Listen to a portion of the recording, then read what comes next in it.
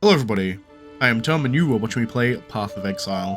So today, I want to go over a craft I did because I think it is the best craft I've ever done personally in Path of Exile, and I wanted to show it off. I don't actually have footage of the craft itself. I am very sick at the moment. I've been in bed for like days, but occasionally I've been jumping on and farming some POE, essentially just to farm gold because I'm a degenerate and I need to keep my gold farm up. But I decided in the middle of that I was going to switch to go full evasion rating rather than armor. The first thing I wanted to do for that was my chest piece, and I crafted this, which is, I mean, it's pretty damn good.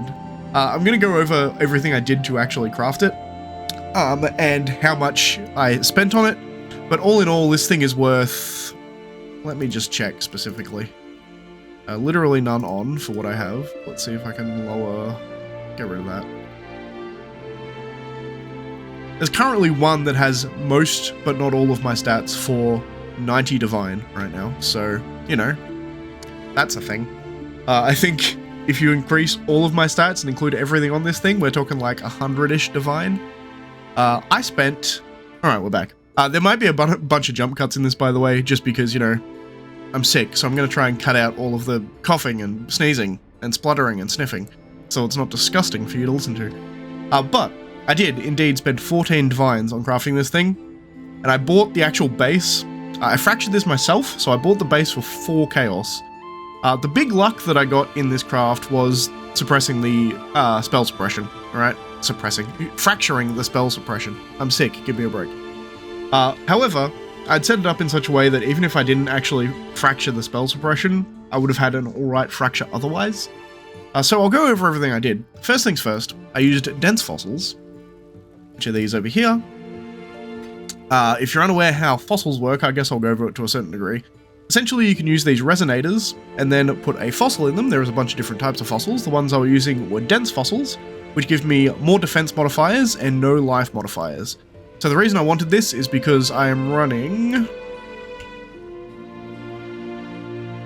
this life mastery that gives you 15% increased maximum life. This has no life modifier on your equipped body armor. So I didn't want a life modifier on the body armor.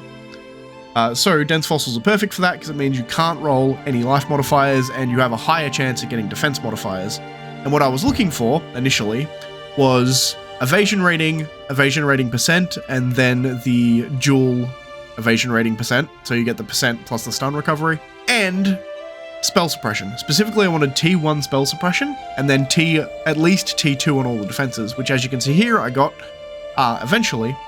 I then used a fracturing orb. So, my plan currently, with all the things I'm doing, so the way these work, by the way, you just have one resonator, and you just take a fossil, and you put it in the resonator.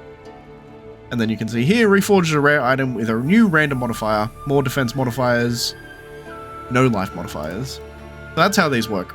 They're not particularly difficult to understand, but they are quite useful if you want very specific mods, like I was doing in this case. But I then took that and I used a fracturing orb. So, my plan was never to really use fracturing orbs. I am making a bunch of them though, because my main strategy I'm doing is Harbinger, and the place they come from is doing Harbinger. So what this does, it will fracture a random modifier on a rare item with at least 4 modifiers, locking that item in place. So you can see here, the yellow number on my spell suppression is because it is fractured, which means no matter what I do to this piece of gear, it will keep the fracture on there. So I can do anything I want, and it's going to keep that maximum spell suppression. So we're at 22% chance to spell damage. So when I fractured this thing, I had spell suppression, I had the 3 prefixes. So we had evasion percent, and dual evasion percent, plus spell suppression. I used the fracturing orb, it was a 25% chance, and we got lucky. That is the step 3 of this fracturing process, this crafting process, get lucky. We got the fractured suppress. If I got one of the other ones, it wouldn't have been the end of the world. It probably wouldn't have been as good as this, but I would have been able to use it as a base anyway. It would have been a harder craft, but it was pretty good. So after we hit that point, we're sitting with all our prefixes essentially complete. They're not perfect, they could be tier 1, granted. I also could divine this to get that base evasion rating up. Maybe I will do that at some point, but it's hard to justify, you know. Everything else is really good. The only really bad thing is the base evasion rating. Nearly 4,800 it would push it up to. I'm not that worried.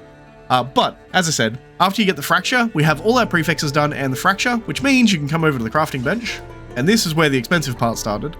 You go down into your suffixes and you can craft with metamods. Prefixes cannot be changed. I probably could have searched here, to be honest.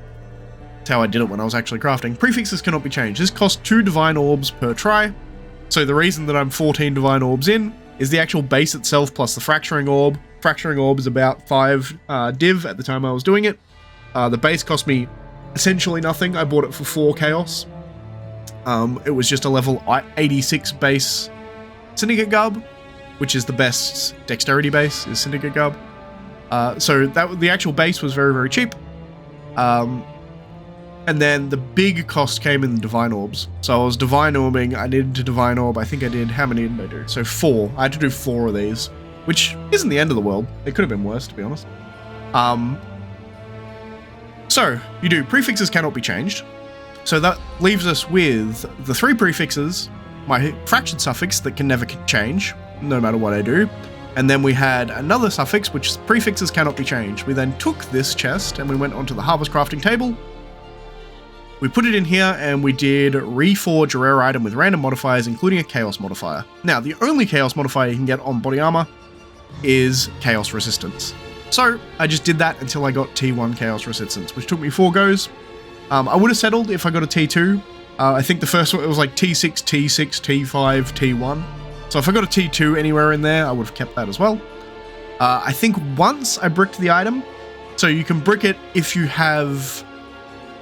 I say bricked. It doesn't necessarily brick it per se, but if you get 2 suffix rolled, so for instance, I got chaos resistance and I got something else underneath, it means that I can't craft on, the prefixes can't be changed because my suffixes were full.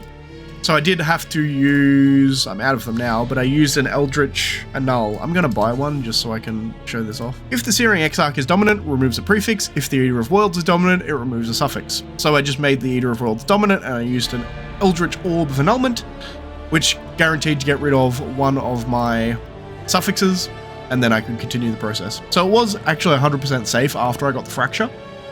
Which is nice. It's a good thing to have after being. It's 100% safe. It's just how many divines it takes you to get the good chaos roll. And then finally I did get the T1 chaos roll, and then I've just crafted on cold resistance because I needed some cold resistance because my old armor had it. And then we did the implicits for Eater of Worlds and Searing Exarch. So we've got 11% damage from hits is taken as cold damage. And then when a unique enemy is in my presence, I get a 30% critical strike multiplier for my attack damage. So we are doing more damage to bosses and uniques, and I'm pretty tanky because of the damage taken as cold. So that's one part done. I need to do my gloves and my helmet now. That's it, really. It was just going over this cool chest piece that I created. Let me know if my method for creating it makes sense. People who know a bunch about crafting in POE, whether or not I did something that was kind of stupid. If there was anything I missed. The only thing I think I could have done better off the top of my head is that this is 20% quality. I'm pretty sure. Let me double check if this is true, but I'm pretty sure. There is... Isn't there a fossil that like increases... I think there is a way to get over 20% quality, but I would have had to do it first. I actually don't know how to do that. So, you know, that might have been something to be able to do as well. But that's the only thing I can think of. I think otherwise I did a pretty good job crafting it. As I said, if you're good at crafting and know what you're talking about, let me know how I could have done it better, if I missed anything. But I think I have a pretty good handle on most crafting systems now, so I'm kind of happy with it, to be honest. It's good when everything kind of comes together, you know? Anyway, that's gonna be it. If you like the video, please leave a like, subscribe, all that kind of jazz, and I'll see you next time. Or I don't know what I'll be doing, to be honest, but... you know, more POE. Bye, guys.